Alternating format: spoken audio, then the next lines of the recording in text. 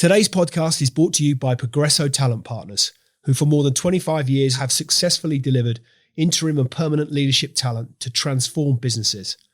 To hire the talent you need to enable your business to thrive, visit www.progressotalent.com today.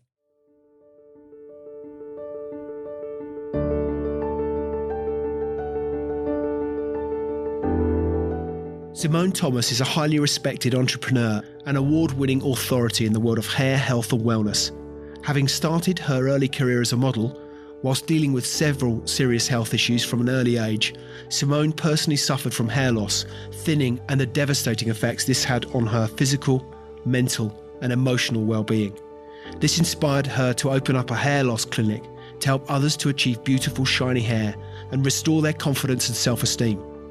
That inspiration has driven her to build a highly successful business empire that includes multi-award-winning hair salons and hair loss clinics.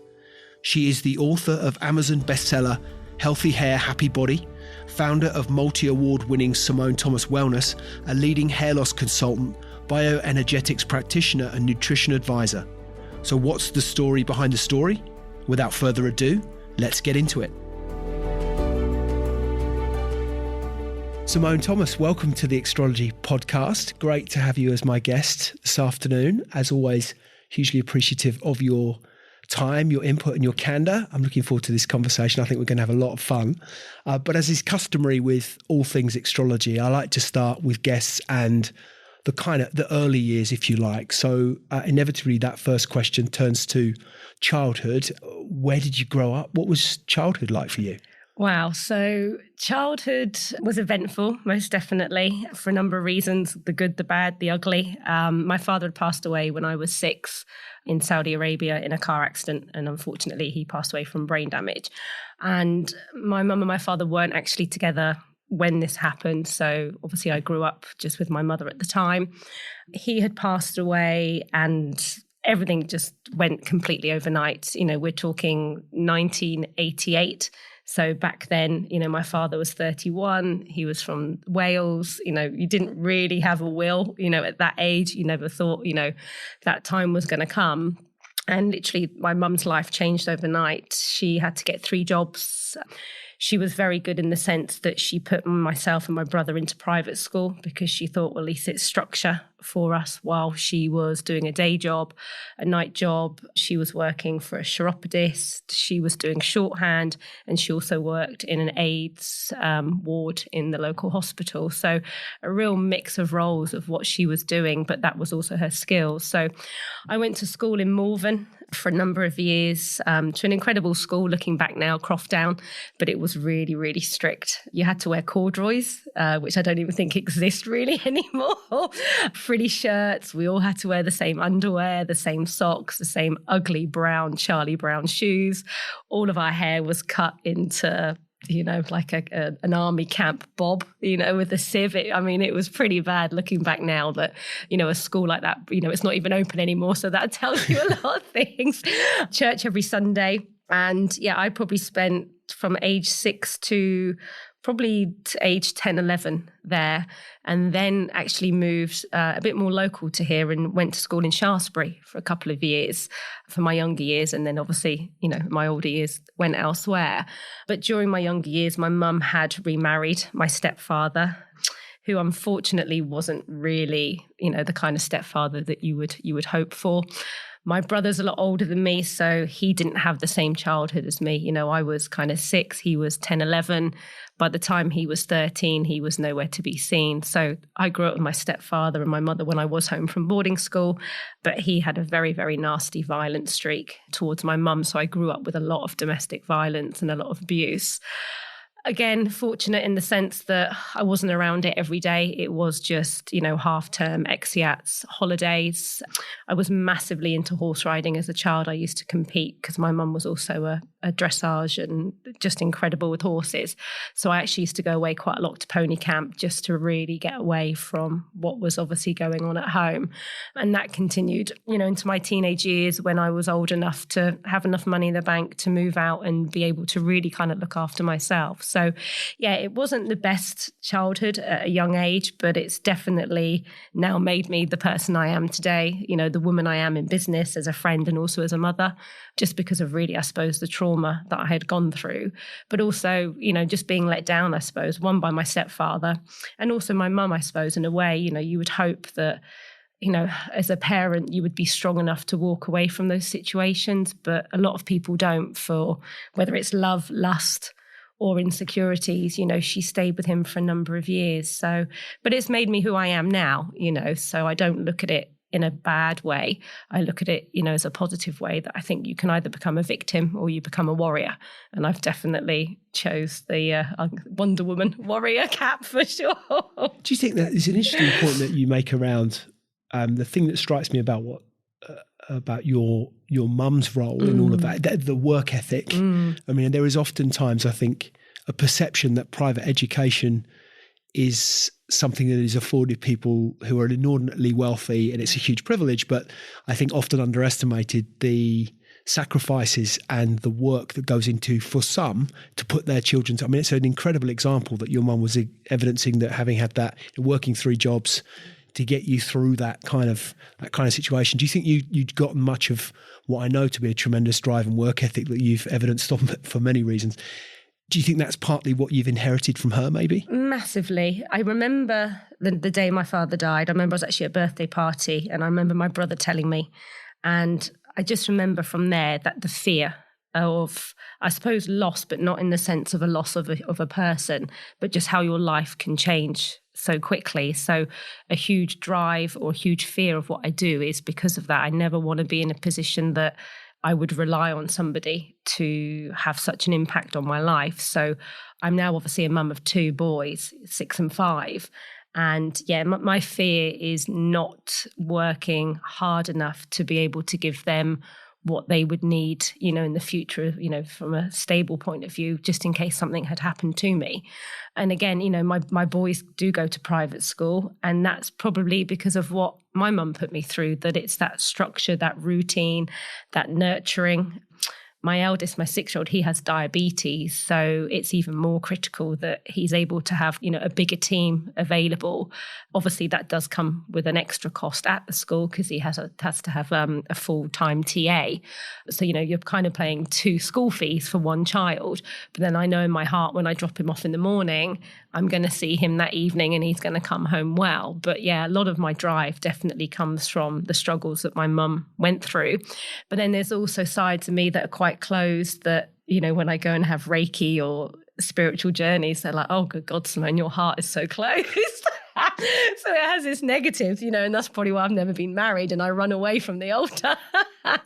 But yeah, it does have its positives. And then obviously there's, like all of us, we've all got insecurities, you know, and I know what they are. And I know, you know, like my mum used to call me an armadillo. She was like, you've got a very hard exterior, but inside you're actually quite soft and still quite childlike, which I am. You know, I can get, you know, I can be quite strong and dominant, you know, in a workplace, but behind closed doors, I can go quite shy, quite red, you know, and get embarrassed, which, you know, on the stage as such, you wouldn't think that of me, if that makes sense. Absolutely, it does. I think we all have, oftentimes it's back to what we were talking about off air in a way, is that there's a persona that comes with business when you're building a brand, and we'll come on to that, but that as a consequence, people draw their own inferences, their own conclusions from what they see or what they think they see. And I think particularly with business, this is a bit of a broad sweeping statement, but oftentimes that sense of when you have your own business, you know, people look at what you've got as opposed to necessarily what you've achieved or all the sacrifices that you will have made to have gotten you there. And I think that's true. We'll come on to that in due course. But what about the that's, I mean, it says straight in, that's a hugely challenging childhood. That strikes me. You've gone through an awful lot of trauma.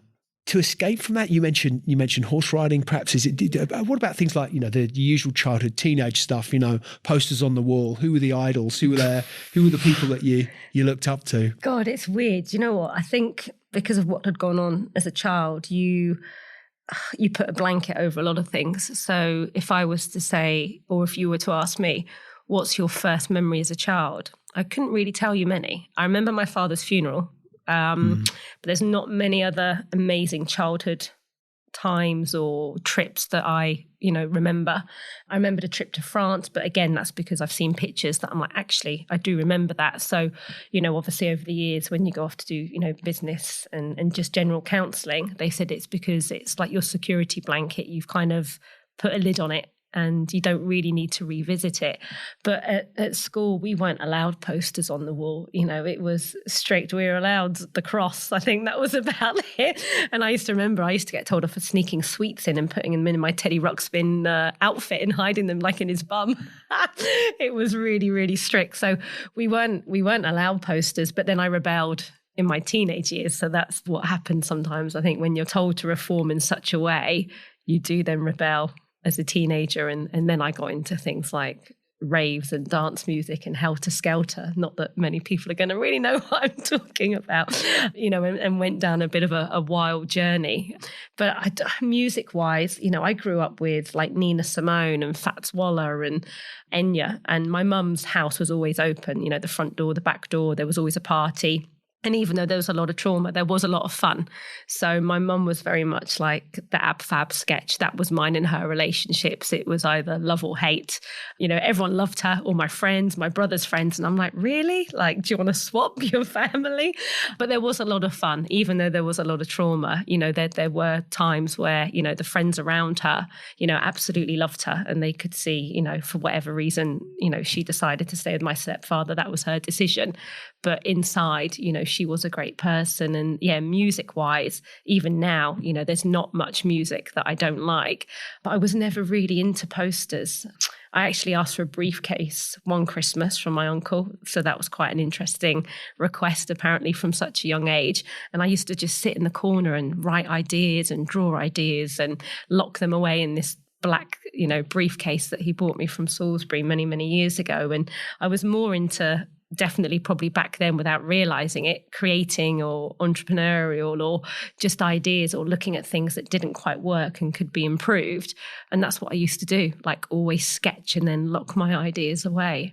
That's interesting because you often hear, and indeed through the podcast, I've met with people who've had entrepreneurial journeys and have had this sort of, there's a consistent theme throughout. There's something there in the childhood, whether that was buying sweets from the tuck shop at 10p and selling them for 12 or whatever. There is some kind of, washing cars, the early paper. There's some kind of, I was going to find a way to do something, create something, make something, whether that was money, ideas, and whatever it might have been. There's a constant theme. And you found that even at a relatively, from your own perspective at a young age, you had that. Where do you think that stemmed from, that sense of, if you like, that creativity? Where had that arisen?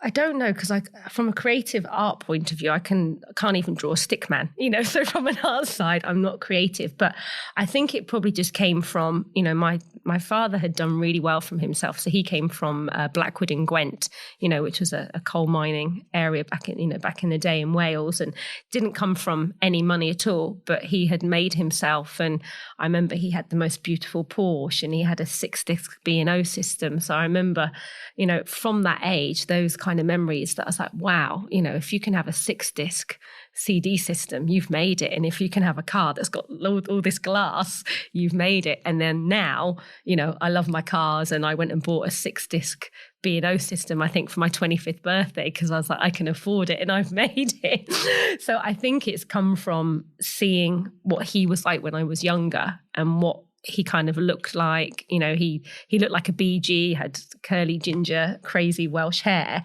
but he was always really, really dressed well. And his family never had a bad word to say about him. So kind of growing up, the stories that I would hear, he would go to someone's house and their washing machine would be broken. Next minute, Michael was on the road. He'd gone somewhere, bought a washing machine, and he would like put it in the back of his car or whatever and get it to them. And I'm very much like that. I'll do anything for anybody. So I think it definitely kind of comes from such a young age. But at that age, you don't know, but, they say, don't they, in psychology, between, I think it's 2 and 11, 75% of what's around you or you sense or you go through will make 75% of you as an adult. And then it's up to you which way you go down, that path, whether it's a negative route or you turn a negative into a positive.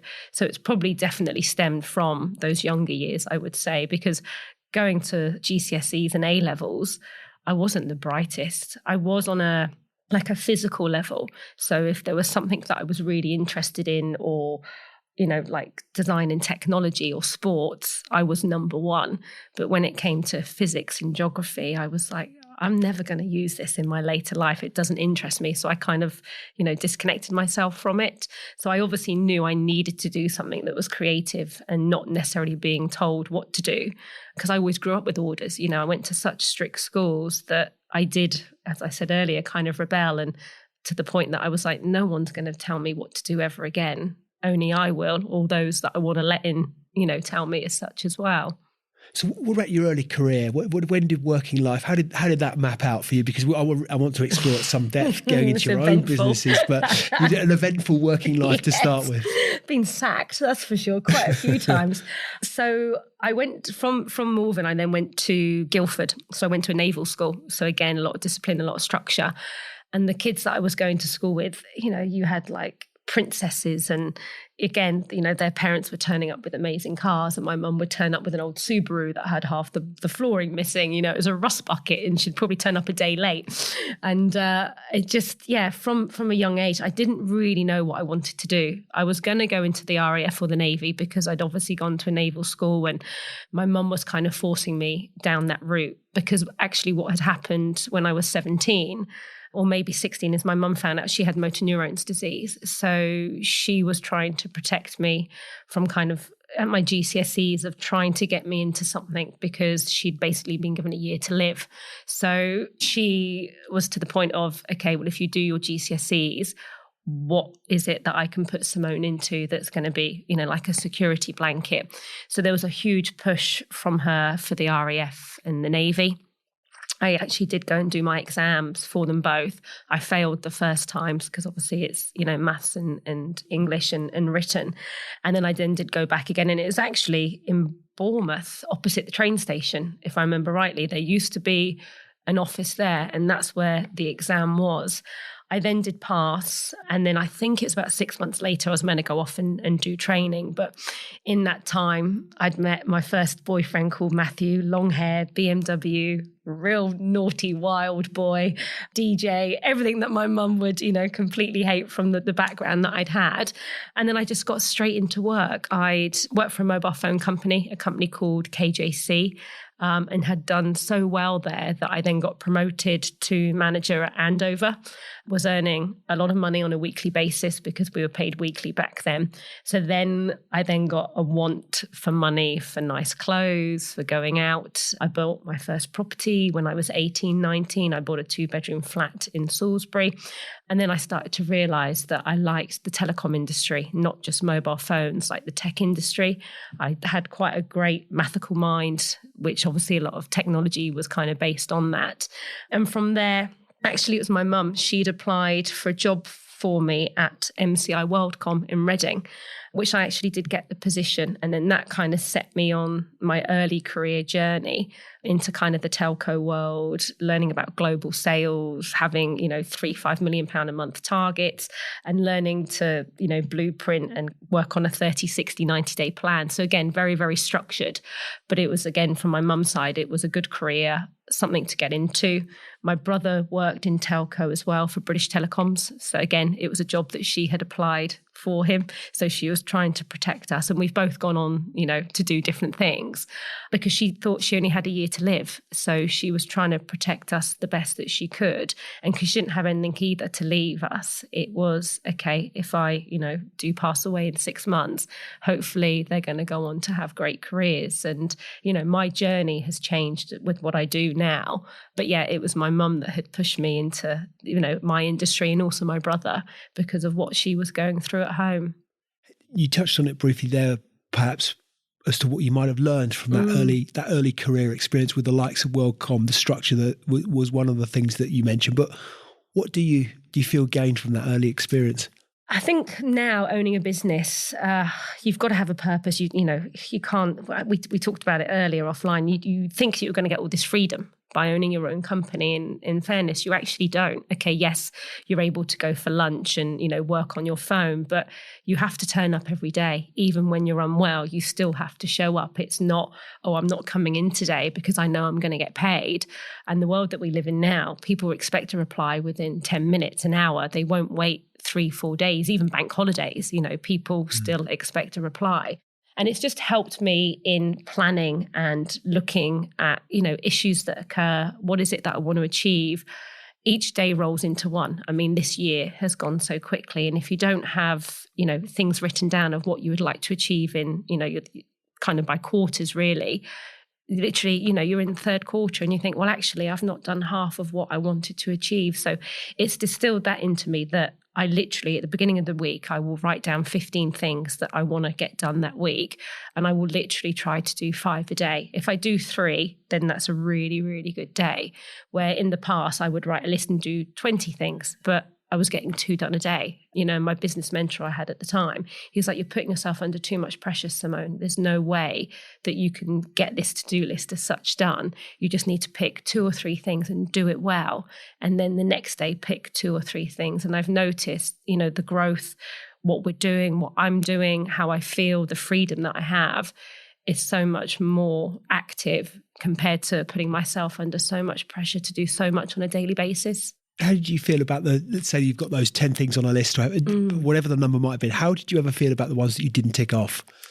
They would roll on for weeks, if not months, and then you forget about them. And then, 6 months later, and, even now, I, like when we met the other week, and we spent a couple of hours together, I go to my phone and there's 90, 100 emails, and it's great. And then some of them I read, unread. And then it will take me a month to actually reply, where really I should just reply to them. And there was a lady, actually, I went to a yoga retreat a couple of years ago in Ibiza, and she headed up a big beverage company. And the way that she worked, I was like, wow, one day I'm going to be that organized. Every email she replied to, she then just deleted it. Where I've got, 157,000 emails, all in different folders. She's like, I've replied, I delete it. If they reply, great. She's like, I don't need it. And I was like, wow, I'd like to get to that point one day that I could literally reply and not have to keep it or keep it as an unread email. And I think that gives you freedom. That feeling of opening your laptop and there's 0 emails in your inbox is, the nicest feeling. It's a bit like having a cleaner in your house and you come home and the house is immaculate. It's that nice feeling, definitely. How did you find, because the thing that struck me about the schooling and education that you'd experienced would be the structure and the discipline, even though there's clear, perhaps you've alluded to it, there's a sense of wanting to rebel or to break out of those confines. But I guess, again, you then go into corporate life, you also have that same degree of structure and discipline and reports and deadlines. And yes, you have all of those things in your own business, but at what point did you start to feel the constraints or the shackles, if you like, of the big corporate empire? I think it came down to when there was policies in the sense that you didn't agree with, or not being able to have a voice, or, you work in a team and you realize that some people just aren't working as a team. Or if you get a manager that just is not performing and that actually you could do a better job than them. I'm a very vocal person, and it had got me in trouble a few times in HR, not going to lie. So so that's why in the end, I decided to do my own thing, because I would look at people and, I would just be like, you're an idiot. Like, seriously, it's us lot that are doing your job for you, and they get paid an absolute fortune, and they've got the corporate car, and they just abuse their power, and back then it was a very male dominant industry. There wasn't many women in the sales force or whatever. I think out of a team of 24, I think there was 3 women, but we had great fun. We used to travel and great shows and events, but the men that were in charge, like the VPs, they'd been there for years and they weren't going anywhere. No matter what went on, at parties or whatever, they were protected. And I think they're probably still there to this day. And they had power, and as long as you were hitting your target, you had never had any issues. But the minute you weren't performing or, something wasn't going their way, then you were obviously pulled into the office. And eventually I remember taking voluntary redundancy because I thought, I want to start doing something for myself, and wasn't too sure what that was, which then obviously brought me down here. with everything that had gone on at home because my mum had passed away, that I just thought, you know what, I just need to do something for me and not do something for somebody else. And I know that I could do it better, even though it's a completely different industry now I work in. I just knew I'd be better doing my own thing than working for a 9 to 5. And where did the inspiration? So wellness as a concept we'll come on to. I'm interested in your view of that. But as I understand it, initially it was hair. Yes. So tell us about how did that come about? Yeah. So I actually lost my hair, or part of it, not complete baldness as such, in my early 20s. So I brought out a book last year, and in the opening chapters, I was completely honest with how I found out about an illness that I had had. So I'd met my long-term ex-partner, a guy called Stuart, and it is a funny story. So my name's obviously Simone Thomas. His surname was Durant. And anyway, you meet as you do. And I ended up catching an STD from him. But because I had caught that, I then found out that I had quite aggressive cervical cells that had turned cancerous. But because the age that I wasn't of an age that they would have done a smear test. So I remember then sitting down with him and saying, you know what, we've been together 6 weeks and something isn't quite right. I just feel a little bit funny, down below. And he just looked at me and he was like, I've got something to tell you. And I was like, what? And he said, after my long-term ex, there was a girl in Henley, but don't worry because she was really posh. So you're going to be fine. And I was like, well, they're probably the worst ones, the posh girls, especially from Henley. I'm joking. If anyone's from Henley listening. So I went to the doctors. That came back, unfortunately, that I'd caught an STD, but also luckily the nurse was like, well, because you are sexually active, even though, I think I was 21, 22, and I think the age bracket then was probably 25 or 27 for smears back then. She was like, let's just, do a smear. And luckily she did, because I was called in within 2 weeks to then go up to the Berkshire Hospital in Reading to basically have a loop excursion. I had quite a bit of my cervix removed. And then for 10 years from that, I had to have smears on every 6 months to a yearly basis. But because I became very, very unwell from it, I had an infection, I'd lost a lot of blood, then became very, very anemic. They then found out I had an issue with B12, which is something completely different. I lost so much weight that I started to lose my hair just because my body had gone through trauma. And now knowing what I do, I wasn't probably eating correctly. My mum was still alive, but she wasn't very well. I wasn't really getting on with her either because of, issues with my stepfather. So I had basically moved to Reading to basically get away from them. I basically, packed up my house and moved. So I went through it really on my own with my new partner at the time. And we'd gone to Dubai because he'd been offered an opportunity, because he also worked at MCI WorldCom. I had left at that point to potentially go out to Dubai to work. So we went out there on a holiday, and I just remember it coming out in the shower, like literally, I call it it looks like a spider when you're washing your hair and the hair gets stuck in your hands. And then I literally had started to lose my hair in Dubai. My brows went, and it looked like somebody had come along with an old wax strip, like a legs wax strip that women use, and had just literally taken the front of my hair away, and then a couple of large 50p pieces around the back of my neck. And wigs back then, we're talking 20 years ago, are more Halloween wigs. There wasn't, great wig shops unless you were willing to go to London and, you had a few £1,000s to spend, which, in my early 20s, who has £500 spare in their bank account, let alone £2,000, £3,000, £4,000.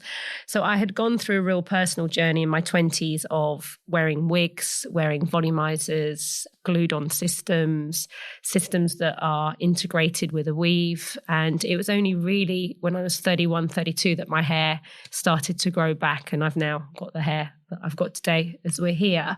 But through that, because I was doing the job that I was doing, I also was a model as well. So I used to have to wear a lot of wigs. And in the end, my mother passed away when I was 27. It's like, right, Simone, what are you doing with your life? And I was on a self-destruct. I was partying continuously in London just because I suppose of what was going on with my mum, obviously my own insecurities. Turned 27, came to Dorset for 6 months to spend time with my brother, and then ended up staying here. And then that's how I got into originally kind of health and wellness from a hair loss perspective, from, a nutrition, from Trichology. I opened a clinic down here that originally was really for women for confidence. So it wasn't even to start with, anything to do with hair loss. It was mainly women that don't know how to do their makeup for an interview, or maybe they've coming from a domestic relationship and, want to know them.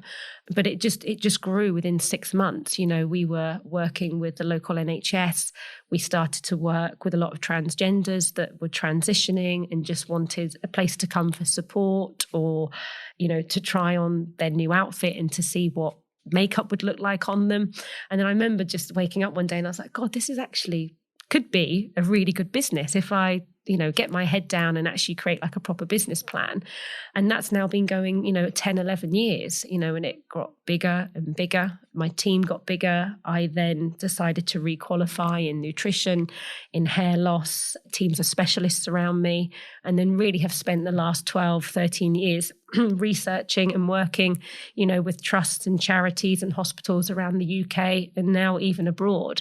But it comes from a real personal place, my first journey with hair, because of what I went through in my 20s. And it's weird because I kind of, not that I don't remember it, but there's not kind of part of my day-to-day life now as such, but that's how, my journey definitely started and is now led me to where I am today. And that must have been, I'd imagine, and not to make any assumptions, but I'd imagine that the impact that has on you from a mental health perspective at that age, particularly, we hear all sorts of, a lot of conversations take place around male baldness, because it's a common thing, right? A lot of guys lose their hair. But my sense is, and this is just my feeling, but my sense is that's not a conversation that is a common conversation, I'd imagine, when it comes to women and hair loss. It strikes me that's, if not unusual in terms of the actual hair loss itself, but actually the discussion around it isn't something that I suspect is hugely prevalent. So it must have been, where do you go? How do you even start to understand how you can resolve some of these? And it's a huge challenge, it strikes me. I don't even know where you'd begin. It is. It's, even now, 41, you're still scarred from it as such. Yeah, so I can imagine. I know, like in the past, it's like when people come into me, we used to call it your crowning glory. Yes. And it doesn't matter, what house you're pulling up in front of, what car you drive, how much money you've got in the bank, if you've got the latest Chanel handbag or whatever as a woman. If your hair's not right and you used to have, beautiful hair, and the same for men now because men are talking up a lot more, it knocks your confidence. And as a woman, when a woman walks in the room, naturally people will look at your hair, where, women look differently, when a guy walks in the room because, you have got people like Jason Statham and women like bold very men handsome, and bold whatever. men, absolutely. But for a woman to walk in the room with either very, very thinning hair, or a bad hair colour or a bad haircut or no hair, people do gasp. And some people want to have their hair shaved because they're going for that look, but people do stare, and they still stare now, even though it's talked about a lot more in the press, and, celebrities have come forward about the wigs that they wear. And, you've even got the likes of like John Travolta that's recently, in the last couple of years admitted that he does wear a hair system, but again, it's his confidence that everyone expected him to have this amazing full head of hair like he did back in the day in Greece, and, and to look a certain way, that it does affect you. And I think it will always affect you. It's like a mental scar. And it's like all of us. It's what you see in the mirror is very different to what other people see, whether that's a positive or a negative. It's a scar, and I, in the past, wouldn't go to parties if my hair wasn't quite right, or if I couldn't get booked in for a blow dry, or if I didn't have hair extensions. And it's weird how it will still stop you, and it can still stop me now. I know that sounds a weird thing to say because I've still got, I've got a full head of hair.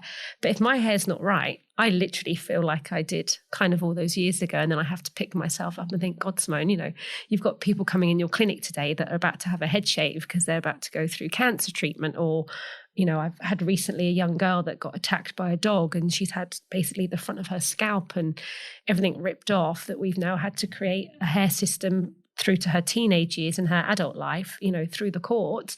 And you just kind of have to give yourself a slap, really, and say, you know what, there's a lot worse out there, like there is with every situation.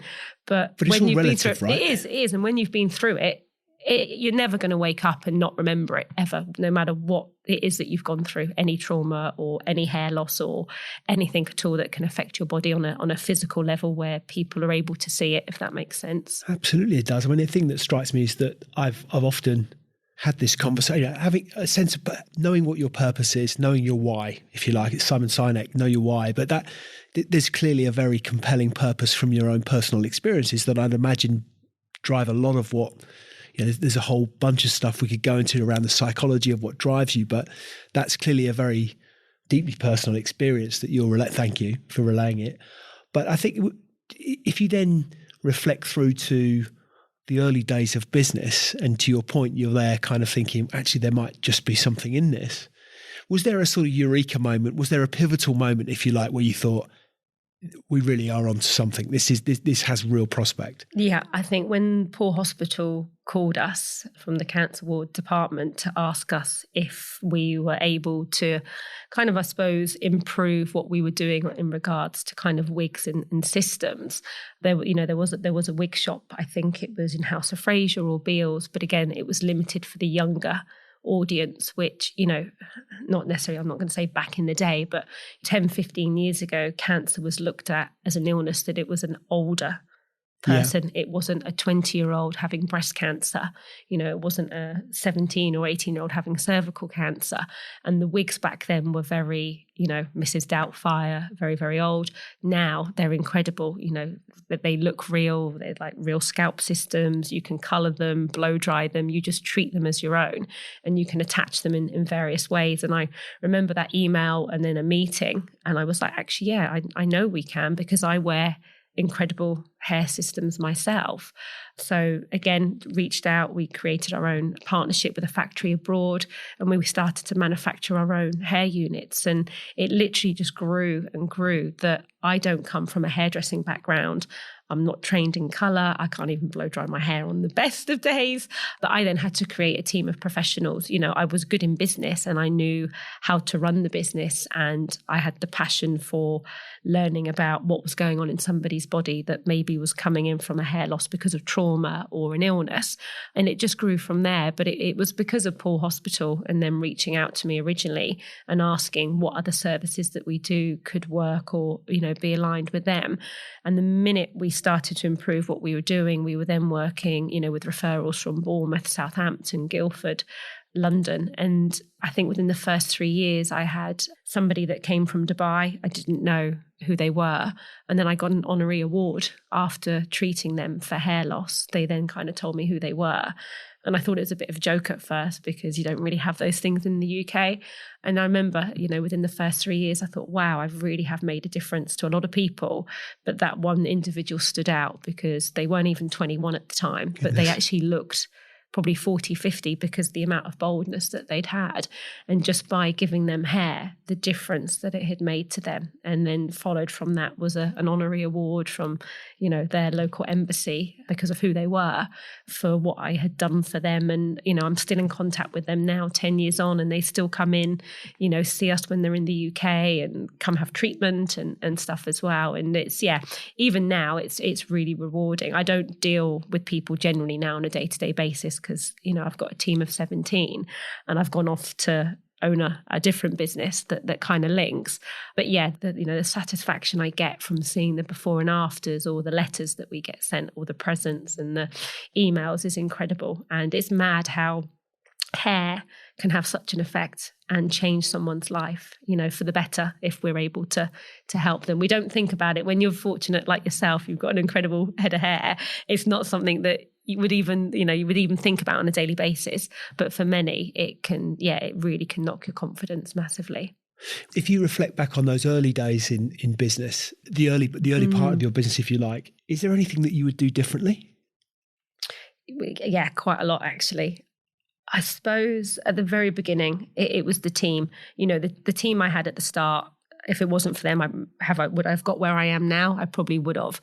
I think I would have been a lot stricter, not try and be their friends. And I've learnt that now, that you have to be the boss. You can't be going out with them partying Friday, Saturday nights in Bournemouth or Southampton. You can't be both. And I remember trying to put structure in place about 18 months into having the business with contracts, because a lot of them were self-employed because they had their own other businesses going. And when we tried to put HR in place, they all rebelled and kicked off because they didn't want that kind of structure, even though they were employed, but they just didn't want to be told, you must be in at 8:45 in the morning to set up and you don't leave until everything's done. But I think, definitely not to be involving myself on a personal level with staff was probably one of my biggest mistakes, at a younger age when I set the business up, because now, the team that I've got, they've been with me 7-8 years. Our Christmas parties, I'll stay till 10 o'clock and then I go.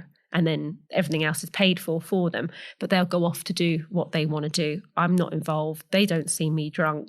And if I want to go out drinking, I'll go meet some friends, or I'll go out with the manager, who's also a good friend of mine. But when it comes to kind of staff in general, it's, we talked about it earlier, working in the corporate world, I separate myself. And I'd probably say that was my biggest learning curve, that you can't, in that environment, you can't have friends as staff. You can if they leave, but you can't have that environment that you're going out Thursday, Friday, Saturday, partying like a 21-year-old. So at what point did you evolve, if you like, from I say just hair? I mean, it's an enormous undertaking and it's great work that you do, but what was the evolution? What was the story behind it? So I have 2 boys, a 6- and a 5-year-old, but because of what I'd gone through in my 20s, I got told it putting me very, very difficult, or, hard for me to conceive. So from a child point of view, I never had a want to then have children. In fairness, I probably hadn't even dealt with that news. I just thought, children. I couldn't think of anything worse. It was like the child catcher. Oh, chitty, chitty, bang, bang. I was like, oh, they're horrible anyway. I don't want them. And then I actually fell pregnant. And it was a huge wake-up call. I was like, oh, imagine that's a shock, a real shock. It was. I mean, that pregnancy didn't actually work out, but it was that realization of, actually, maybe this is something I want. But then obviously all my childhood things started coming up about how my mum was and how she wasn't maybe strong enough to walk away from my stepfather, and, the hate and the anger that I had towards her of being, like I'd been let down, really, because everybody wants their parents around. And the fact that my father had passed away and I only had my mum, her choice in men was just horrific. And you just think, good God, like, if you're going to do something, like, at least pick a good one. And I remember, I fell pregnant, and obviously it didn't work out. And it was there that I thought, actually, I think I do know what I want to do. I do want to be a mum, and it changes you. And then I then, did eventually fall pregnant again, and everything changed. Everything changed because my boy's father, he got diagnosed with a brain tumor, and then he was unwell in a coma. And he had a lot of health issues. And I know the brain and gut connection, the effects that nutrition can have. He's got a full head of hair, but his hair was starting to shred on the sofa. He was suffering with so many things going on, with tiredness, exhaustion, with body tremors and shakes at night, that my journey with kind of what I was doing with hair loss took a completely different turn, that he was so unwell that I then needed to do something really for him, because I just had a baby. I didn't obviously want their father to die or anything to happen to him. And it came from there. It came from helping him. But because of the medication that he was on, a lot of people in my clinic that I would treat were also on the same medication for other illnesses, but suffering with skin conditions, with tiredness, with either, not being able to put on weight, and just poor diet and lifestyle. That when I then had done a kind of 6-year survey of everybody that had come through our doors, their age, what their issues were, because on our medical forms we would ask a lot of questions, so much became apparent that diet and lifestyle were big issues. Sleep, not enough exercise, not necessarily having the right vitamins or supplements, or not being aware of what's in our labels and, what things are lurking. That then I decided to qualify as a nutritionist. So when I was pregnant with Ashton, I got my head down in the books and did a diploma. And then from there, it just kind of grew and grew, my knowledge. And also from a personal level, because Ashton was born, he was a huge baby, really, really long. And then you try and do the right things for your children. He had really, really bad eczema. I wasn't able to breastfeed him. He wasn't able to go into normal formula. He had to go on to something called Neocote, which was a prescription formula. It's disgusting.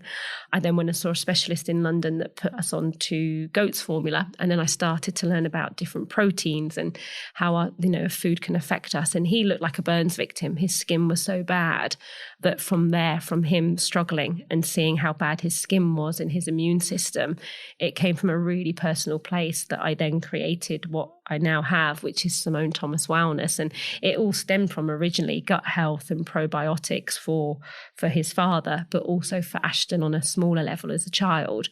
And then over, since 2017 to now, it's just grown, as a concept. And then it became a brand. And then I went away and worked with a couple of labs and formulating. And now it's become, obviously what it is now, which we'll probably talk about in a moment. But yeah, it came from a really personal place of what was going on at home with their father. And then also my other son, William, he nearly died at 2 weeks old from a horrific virus, and that caused a lot of stomach issues.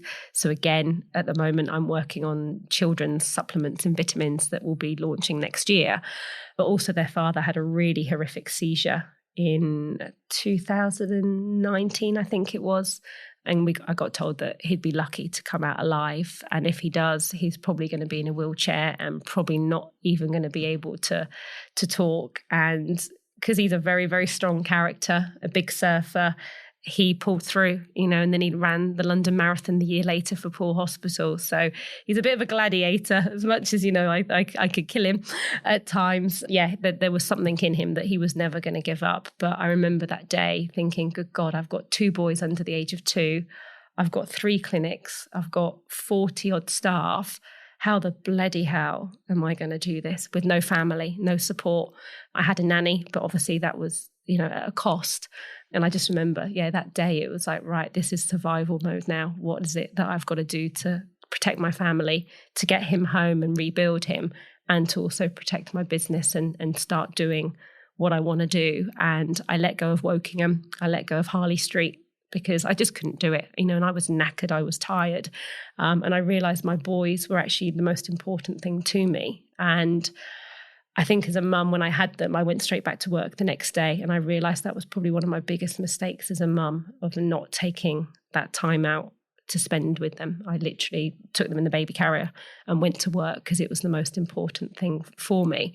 But now I've completely changed. They come way before absolutely anything, even if it's a global award or something, I'll just be like, I'm sorry, my kids are more important. But it took that trauma and that lesson to realize that actually slow down, because as you know, they grow up so quickly, children, and you can't get the younger years back. And they are the most incredible years, even though it's hard and you want to kill them. And when they're fighting, there's something very, very special that I realized I've got to slow down in business.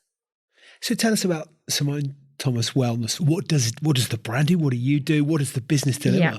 So I requalified in nutrition, and from there I developed a range of products. So a probiotic, which is great for your immune system, for hormonal balance. Then because of our day-to-day stresses and acids and things that are in our food, there was basically 5 supplements that I formulated. It took about 2.5 years. It was about £950,000 it cost me to get it to where it is today. So it's not something that you can just do overnight. It's come from a real place of what I want to do long term. So within the range currently, there's probiotics, super greens, products for hair loss, for skin health, for sports recovery. We've got 2 new products launching in November, an incredible protein formula for women of all ages, but mainly for women that have issues with fertility, polycystic, menopause, endometriosis, or even, when it's their monthly cycle, just very, very painful, because for some women it can just be a really uncomfortable, thing to go through. So that launches in November, as well as an incredible skin oil for us older women in our 40s. So that launches literally in a couple of months' time. But since 2019, when the products actually launched, originally in Harvey Nichols, there was 5 products that I'd had. Lockdown has obviously occurred, so all new product development's been, slightly delayed, and that's why the new products are now coming out this year, because A lot of the labs, everything that I needed, the clinics were closed for testing, for consumer trials. So we're kind of a good 18 months behind where I wanted to be. But it all comes from things that I use, things that I want to improve, and things that I notice on a day-to-day basis that a lot of people can benefit from. The brand itself, we have won probably best part of 35 awards. We won the Independent Indie Best this year, 2022. We won it last year, 21. And then we've won other awards like Marie Claire Awards. The products are vegan certified, Soil Association certified. The collagen that we use is marine protected. So everything I do is trying to do it in the most protected way from an environmental factor, but also in regards to, our packaging and our ink and our warehouse, everything is on like sustainable energy or biodegradable ink. And so it's all about the long term, because I'm a massive, forest and ocean person. And because I have 2 boys that love to surf, it's all about sustaining, their future and being mindful about what we're using as a company and what's going in our products and stuff as well. So what excites you? I mean, there's so many questions that stem from that, but the one that sticks out for me is that you talk about it. Understandably, it comes from a position of great personal drive and experience, painful personal experience, but that you can literally I have the benefit of looking at you across a room that sees you, like your eyes light up, you just sparkle, you come to life when you talk about it, and that passion really comes through in your voice. So the question that springs to mind is, what excites you about the future for Simone Thomas Wellness? So recently, because of lockdown, you do doubt yourself as a business owner, especially when it's a sales product, it's a product that needs sales and value.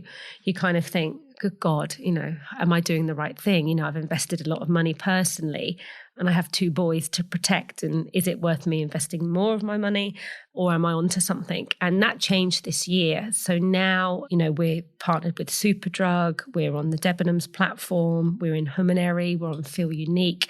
We've got some other big stockist names, which unfortunately I can't tell you what they are in the UK, but we are launching into America and Canada next month. So I've just had the warehouse has just been finished. And if I in January saw where I am now, I wouldn't believe it. So it's been 2 hard years because of lockdown, 2020, 2021. Gone through a breakup, so you do doubt yourself in all areas of your life. But also I had to protect myself as well of, do I want to keep pushing myself in business where, like any business, there's a risk that it might not work or you're not going to get to where, what you want to achieve.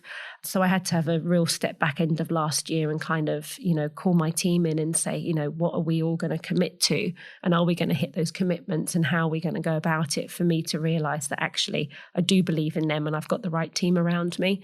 So yeah, at the moment, to be in America, to be launching in Canada is huge. It's my American market, because it's such a big country, is already bigger than my UK market, and I'm known in the UK. So that's a huge, amazing thing, because I haven't physically gone out there yet to meet the press or have the meetings, but already, the growth that we've had in the last 7-8 months in America has been huge. And it just came off the back of an article that I was in last year. A very well-known lady in the UK, who's the CEO of a global clothing brand, just mentioned me, and that she'd met me at this wellness retreat, and what I had done for her kind of skin and her headaches. And from there, America literally started doing 8,000 to 10,000, unique customers a month from our UK site, and they're having to pay to get the products over there. So my plan for America wasn't really till 2023, 24, but America's taken over, a huge part of what I do, that I was like, actually, I need to take that risk and invest in a team out there. So I've got a team of 9 agents, sales reps, got a warehouse. We've got plans to go into the likes of Saks and Macy's and the Whole Foods store. So we are going to become a household name. There's other products that we've got in the pipeline, but yeah, we will be, I hope, one of those brands that people, like if you mentioned cod liver oil or, or whatever, or a brand like Coca-Cola or iPhone, people are going to know what Simone Thomas Wellness is. And that's kind of our goal by 2024, that, America, Canada, Australia, New Zealand, Europe, UK, and Asia. We've already got quite a bit of customers and stuff in Japan and other areas. But yeah, it's to become a global brand. And there's other things I want to do. I want to become a B Corporation as well. So that's a real personal thing for me. And then there's obviously, an exit plan for when I'm 50. So I've got 8 years. And I know what I'd like to achieve by then, and then what I'd like to go on to do and stuff as well. Fantastic. So I also want to talk about writing. Yes. There's a book, not bad for a dyslexic. So there's a book in there, right? Yes, there is. An Amazon bestseller. Yes, yeah. I'm hugely envious, which is never a great quality to evidence, but I think there's many a person that feels there's a book in there somewhere. Yeah. I'd be chief amongst them, but never realised that. So tell me, writing a book, where'd you start? How'd you go about writing a book? It came from literally travelling up and down the motorway to Harley Street to Wokingham to the clinic here. And I was repeating myself constantly for years. People would come in, they'd have skin issues, they were tired, they weren't happy, they had issues with their hair, their scalp. Within 10 minutes of meeting them, you could literally just say, I know what's wrong with you, but who wants to be told that in 10 minutes? So you'd obviously get 90 minutes as a consultation. And I kept finding on the days of paperwork and the feedback, I literally was repeating myself probably 95% of the time. People would have to do a 5-day food diary to come in and see me. So straight away, you can see what someone's lifestyle's like through their food, what time they're going to bed, how much water they're drinking, are they exercising, and how many people would have digestive biscuits for breakfast with a cup of tea or a bowl of Kellogg's Special K. And you'd be like, right, okay, let's talk about what's in these foods. So it came from literally just seeing people continuously, all with very, very similar issues, and a lot of us are tired or, from a women's point of view, struggling with fertility, as well as other stuff as well, that it just came from me constantly repeating myself, that I was like, right, I need to put what I would say day to day into a book, but say it in such a way that it's like your best friend. So we never give ourselves the best advice, but we know the advice is in us. And it takes your best friend or a stranger to kind of give you that slap around the face to say, come on, you know this, and it's kind of the best advice that they would give back to you. And that's where it came from. So I literally broke everything that I would talk about within a clinic appointment, whether it was the foods in their cupboards, their diet, their lifestyle, relationship with themselves, past relationships, what their relationships are like at home. Are they married? What is it that they're going through? It's got things to do with, meditating, journaling, giving yourself time, creating like a 30, 60, 90-day plan. And all of us do that in January. I'm going to sign up to the gym and I'm going to have a 6-pack at, the summer, and I'm going to look the best in the bikini, and it goes out the window in 4 weeks. So it gets someone each chapter to kind of do a review or try this, because otherwise we overwhelm ourselves as humans to try and do too much too soon. So you can read the book within a couple of days. It's an easy read. Or you can read it and then leave it in the toilet and then just literally pick up a couple of pages and think, right, I'm going to work on that today. But it is literally the best advice that I would give a stranger, a best friend, or someone in the clinic, as well as what I do, with my daily habits and how I've gone through having 2 children, hair loss, endometriosis, and all the other things that I've gone through. It's just really my best advice in a way that you'll be able to understand it without us talking about atoms and particles in the body and things that most people would be, I don't get this, and then you've kind of lost them. But no, it did well. It went to Amazon #1 within 24 hours. I found out yesterday from my agent I'm up for an award in Australia for the book, which is huge, which is incredible. And then we've got a road show with the book in January and February in America. So from little old me that was pretty bad at school with dyslexia and having to write bed as remembering which way my B's and D's would go, I've done really, really well. I have obviously had to have it, proofread and checked and corrected. But I just spoke as I would do to anybody in a clinic with, fun and love and passion, and just put that into the book. What do you think you gained from that book writing experience? I want to do more, definitely. I'm now not scared to write. Because you write as well for magazines, I do. So yeah, I write for 3 magazines currently, but we probably write 45 articles a month. So I think yesterday, Natalie, my agent, I think we were at 470 million readers this month already in articles that we've written for the press. So it's huge. And I mean, that's international. And I love what I do. I mean, I'll get a question and I won't give a simple answer. It'll just be, we need a paragraph. And I'm like, no, this needs 4 pages. And it's the passion. And then I think, well, actually, the journalists or, the magazines or the newspapers that you're writing for, they keep coming back to me every single day that now my agent now works for me full time. Literally, she writes as my voice. We work together daily because we are constantly being asked on a day-to-day basis, internationally for pieces or answers to things that are going on. And it's not even about supplements. It could be like yesterday I was on the radio to do with the sugar tax, and my views and opinion on that, which are quite strong because obviously Ashton's got diabetes. But yeah, anything that could affect how you feel, how you live, diet, lifestyle, wellness, hair, skin, gut, supplements, we write about on a daily basis. And I really enjoy it. I really, really do. All of which begs the question, how do you unwind? Right. So the thing that I'm sat here thinking is going, wow, so this is you're a full-time mum. Yeah. Young children are demanding. Great fun, but not without their challenges. It's hard work. Yeah. You've got burgeoning businesses, which demand different skills at different times. Sounds like you've got a fabulous team, but that requires management. Yeah. So I'm sat here thinking, okay, so there's only 24 hours in the day. How do you unwind? Yeah. Do you unwind? How do you relax? What do you do to escape it all? Can you escape it all? I think I can. My Reiki massage will say, how no, Simone, your body is ready to explode. She's like, whoa. She's like, Jesus, I think I need a day off after seeing me. I don't feel stressed. And I think I cope being busy, if that makes sense. There's not much that can be thrown at me that makes me feel unstressed, or I'm very good of waking up the next day and I'm like, right, that happened yesterday. Today's a new day.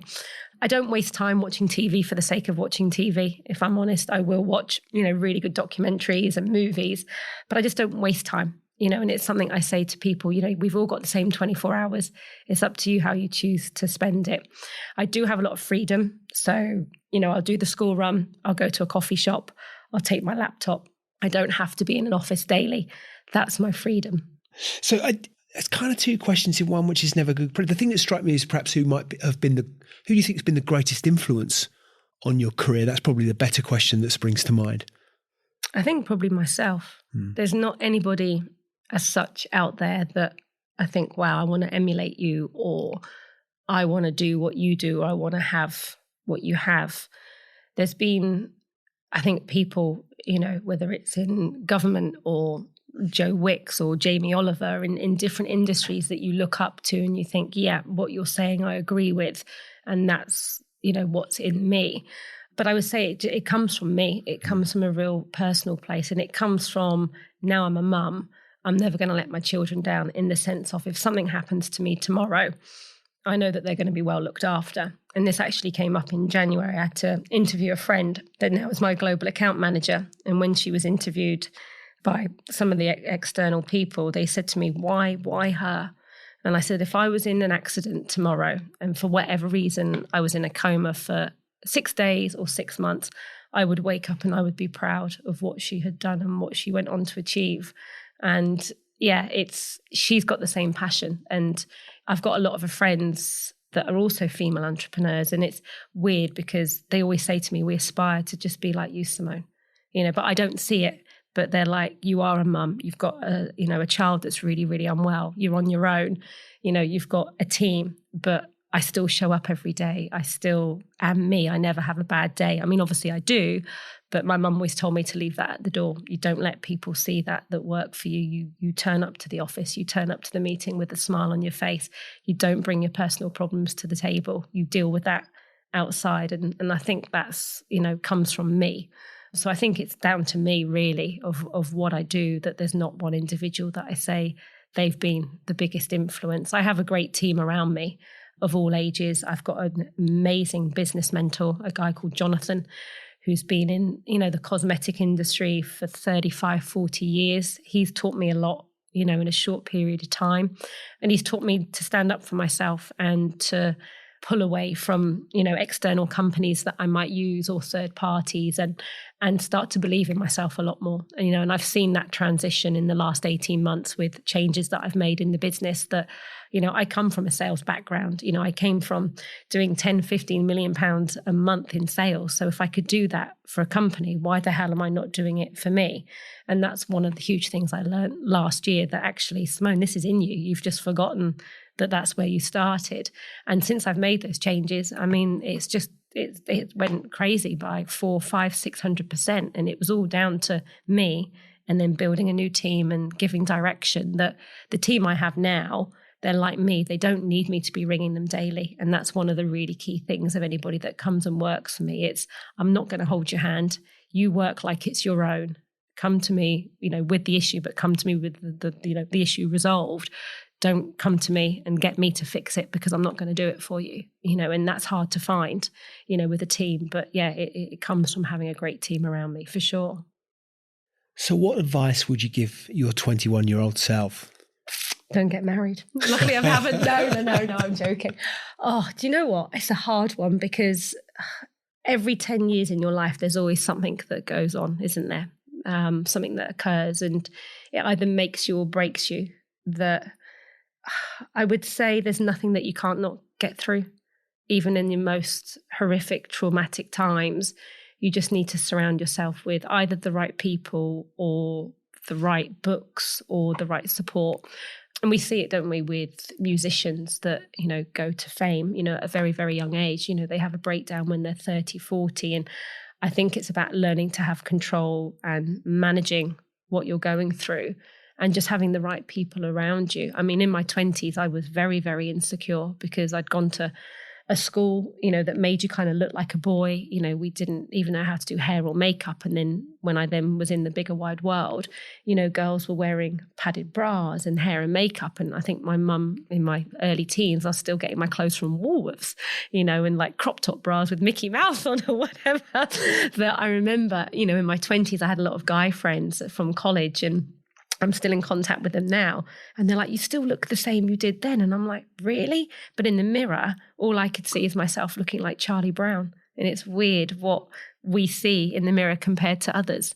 But they're always like, God, Simone, you still look like you did in your 20s. But to me, I looked like a boy.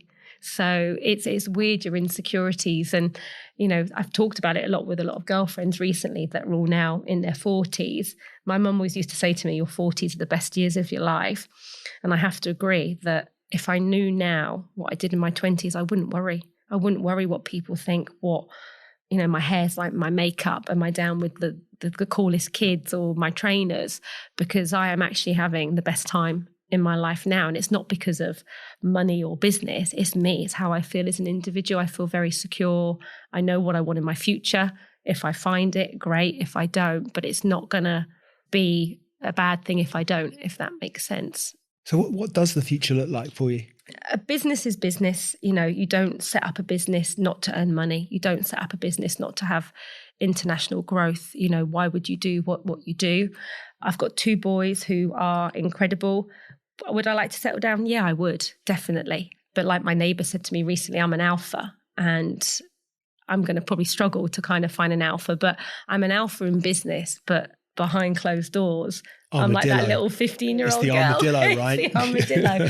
So yeah, I mean, who doesn't want to be going home to someone that loves them or looks at them in a certain way, or, and I suppose my issue is I don't need someone for the house, for the car, for the money. I want someone that's going to love me and I'm going to have fun with, and they're going to take the mick out of me, and we're going to just have a great time and travel, and my boys are going to be part of that and stuff as well. But if that happens, amazing. But do you know what, if not, I'm looking forward to what the years are going to entail with my boys, traveling. I'm doing a lot of research into diabetes and things that could support Ashton and type 1 diabetics with children. So that's kind of where my head is for the next 5 years, from a business and a science and a nutrition point of view. And it's a bit like the movie, isn't it? Sliding doors. You just never know. 10 seconds of your life can be completely different if you're 10 seconds earlier or you're 10 seconds late. So I do my manifestations, I do my Pilates, I do my beach walks daily, and I think a lot, I journal, you know, and I'm a huge believer in all of that. So it's like they say, isn't it? Be careful what you wish for and be very, very precise. So where can people go to find out more? Where should people go to find out more? The best website is probably SimoneThomasWellness.com. We've got everything on there from about me, the team around me. It's got links to my other businesses, links to obviously all the products, all the magazines that we write for, the awards. But yeah, everything about me is on there. We've got LinkedIn, YouTube. God, what else we've got recently? TikTok. We've now had to start getting down with the younger generation. So luckily one of my internal girls now does that, because I'm like, I can't get my head around that. I need to go away and do a 2-day course, I think, on TikTok. But yeah, the best bet is just go direct to the website. Fantastic, Simone. It's a brilliant story. I take my hat off to you. It's hugely inspiring. You've been through a tremendous amount. And I think the fact that you have such a bright, cheery outlook through the face of it's clearly some very traumatic circumstances, and you've achieved so much is a real credit to you. And I really appreciate you coming on, talking to us about it today. Simone Thomas, I wish you and your colleagues at Simone Thomas Wellness and all the other things that you've got going on all the very best for the future, and look forward to continuing to watch you fly. Thank you. No, thank you, Lee. It's Fantastic. been amazing. Great stuff. Thank you.